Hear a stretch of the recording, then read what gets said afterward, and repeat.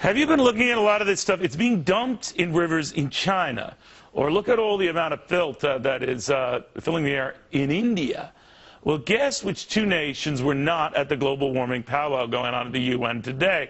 Michelle Fields and former UN representative, or spokesman there, Guy Richard Grinnell, says that is why these activists are actually wreaking havoc in the wrong place.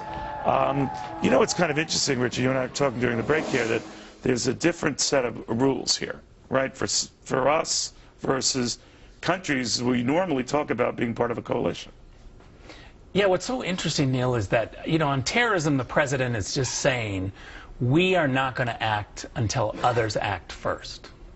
But on climate change, she's totally willing to say, you know what, we're going to go, and even though you're not doing anything, we're going to spend all the money, and we're going to show you the way. On climate change, we're willing to act and go it alone, but when it comes to terrorism, and clearly what Samantha Powers told us is that this threat from ISIS is such a threat that we don't need the UN. She said, we don't need your resolution. We don't need your stinking resolution. So, Michelle, I'm going to try to give the benefit of the doubt here to the administration, say, well, maybe they're hoping they can shame the likes of India and China to join this great global cause. What do you think?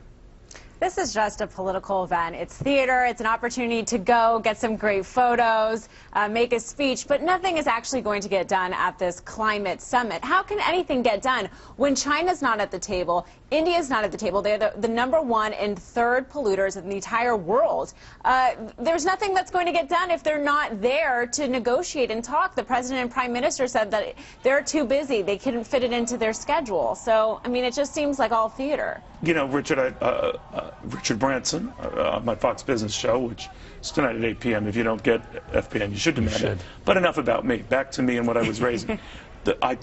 He was saying, you know, Neil, I agree on all these points you raise, but we have to start. It's a start. It's getting other countries. So you're saying what? We're already doing that. Yeah, of course we're doing it. We're doing a great job here in the United States.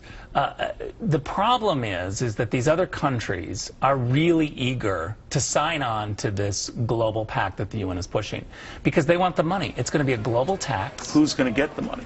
Well, we're going to pay, and a whole bunch of other countries that can't feed their people are going to actually get turbines, or they're going to get the money in a block grant, and they're going to say, I don't want the turbine. I need to feed my people. So I don't know how a classic liberal or a European liberal can really look at a poor country and say, you know, you're going to take this climate change program because we think it's the right thing to do when you can't feed or house your people. But you've been raising that when you were with a lot of the stars, the Leonardo DiCaprio's and the rest, Michelle.